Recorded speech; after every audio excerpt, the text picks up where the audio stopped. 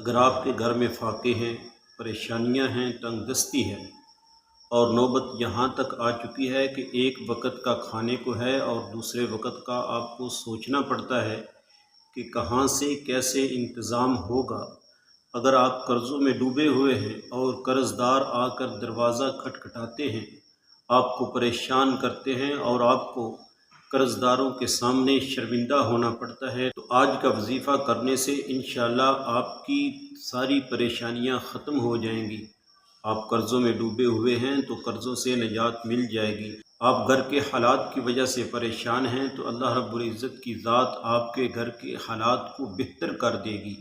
آپ کے گھر میں رحمتیں، برکتیں نازل ہونا شروع ہو جائیں گی۔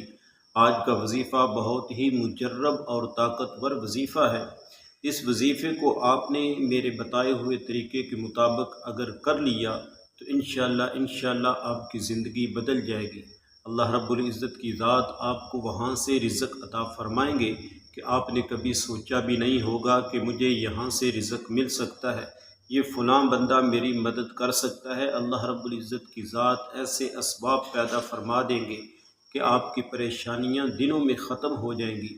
آج اللہ رب العزت کی ذات کے 2 صفاتی نام کا وظیفہ آپ نے کرنا ہے، اور اس تسبیح کو پڑھنے کے ساتھ ہی اللہ رب العزت کی رحمت اور برکت نازل ہونا شروع ہو جائے گی۔ آپ کے گھر کے حالات بدلنا شروع ہو جائیں گی۔ آپ اپنی آنکھوں سے اپنے گھر کے حالات کو بدلتا ہوا دیکھو گے۔ آپ اپنی آنکھوں سے اپنے گھر میں خوشحالی کو آتا ہوا دیکھو گے، بند کاروبار کو چلتا ہوا دیکھو گے، قرضوں سے نجات آپ کو کس طرح ملتی ہے کہ آپ خود پریشان ہو جائیں گے۔ لوگ پوچھنے پر مجبور ہو جائیں گے کہ آپ کو اتنی دولت کہاں سے مل گئی، آپ نے کیا کام کیا کہ آپ راتوں رات امیر ہو گئے، آپ کے پاس ایسے کون سے اسباب تھے کہ آپ کے دن پھر گئے، آپ کو اللہ رب العزت کی ذات نے اتنا رزق عطا کر دیا، اتنی دولت عطا کر دی۔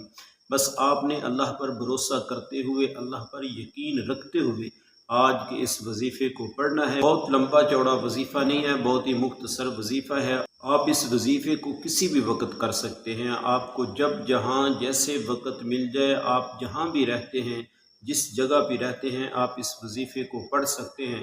آپ خود پڑھ سکتے ہیں، آپ کا کوئی رشتہ دار پڑھ سکتا ہے، آپ کے والدین اس وظیفے کو پڑھ سکتے ہیں۔ آپ اپنی اولاد کے لیے پڑھنا چاہتے ہیں تو آپ ان کے لیے پڑھ سکتے ہیں۔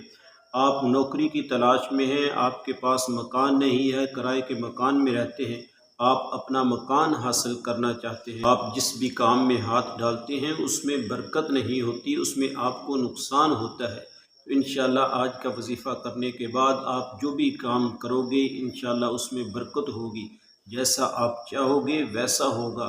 آپ کے کاروبار کی بندش ہمیشہ کے لیے ختم ہو جائے گی، بند کاروبار چلنا شروع ہو جائے گا۔ بس آپ نے اس وظیفے کو پڑھنا ہے، اور وظیفہ شروع کرنے سے پہلے آپ نے قبلہ رخ ہو کر بیٹھنا ہے، باوضو ہو کر بیٹھنا ہے، اور سب سے پہلے آپ نے حضور صلی اللہ علیہ وآلہ وسلم کی ذات پر درود پاک پڑھنا ہے۔ درود پاک آپ کوئی سا بھی پڑھ سکتے ہیں، لیکن میں آپ سے یہی عرض کروں گا کہ آپ نے نماز والا درود شریف درود ابراہیمی پڑھنا ہے، کیونکہ یہ سب سے افضل درود پاک ہے۔ ایک بار ثواب کی نیت سے میرے ساتھ بھی پڑھ لیجئے۔ اللہم صلی علی محمد وعلی آل محمد کما صلیت علی ابراہیم وعلی آل ابراہیم انک حمید مجید۔ اللہم بارک علی محمد وعلی آل محمد کما بارکت علی ابراہیم وعلی آل ابراہیم انک حمید مجید۔ درود پاک پڑھنے کے بعد آپ نے سب سے پہلے اپنے مقصد کی نیت کرنی ہے کہ آپ کس مقصد کے لیے اس وظیفے کو کرنا چاہتے ہیں۔ آپ کو دکان چاہیے، مکان چاہیے، عزت چاہیے، شہرت چاہیے، من پسند نوکری یا من پسند شادی، یا اپنی اولاد کے لیے آپ پڑھنا چاہتے ہیں، یا قرضوں سے نجات کے لیے آپ اس وظیفے کو پڑھنا چاہتے ہیں۔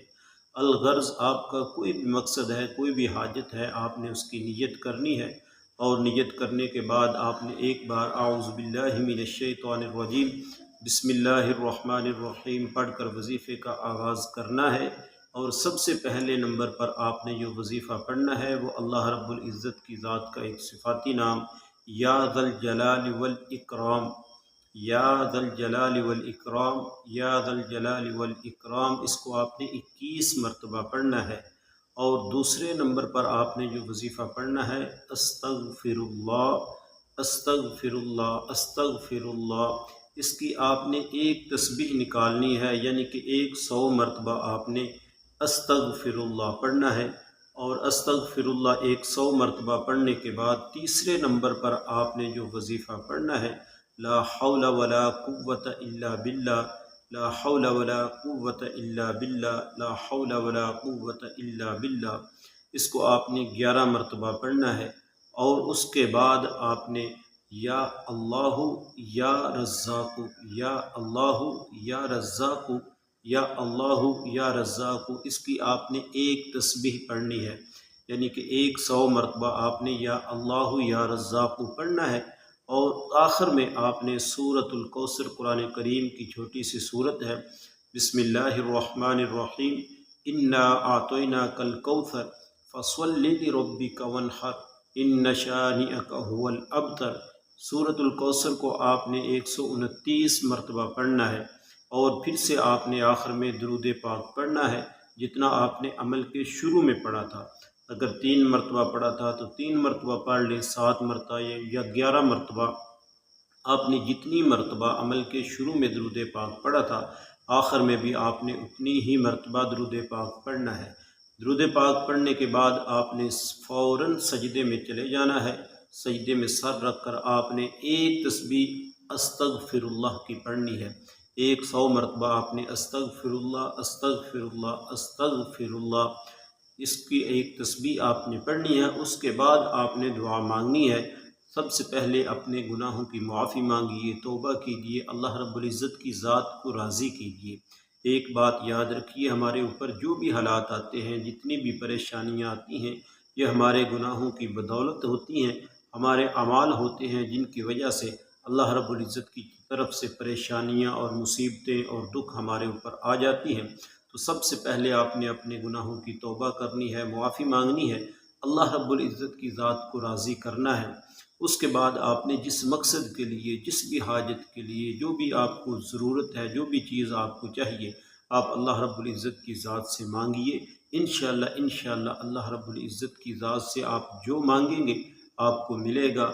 اللہ رب العزت کی ذات اپنے بندے کو دیتے ہوئے خوش ہوتے ہیں۔ اللہ رب العزت فرماتے ہیں جو مجھ سے مانگتا ہے میں اس سے خوش ہوتا ہوں، اور نہ مانگنے والے سے میں ناراض ہوتا ہوں۔ تو آپ کو جب بھی جو بھی حاجت پیش آئے، سب سے پہلے اللہ رب العزت کی ذات سے مانگیے گا۔ انشاءاللہ اللہ رب العزت کی ذات آپ کی حاجتوں کو پورا فرمائیں گے، آپ کے گھر میں خوشیاں آئیں گی، آپ کے گھر میں خوشحالی آئے گی، کاروبار چلنا شروع ہو جائے گا، اور آپ کے پیسے میں برکت ہوگی۔ دعا ہے کہ اللہ رب العزت کی ذات میرا سنانا، آپ کا سننا اپنی بارگاہ میں قبول فرمائے، آمین یا رب العالمین۔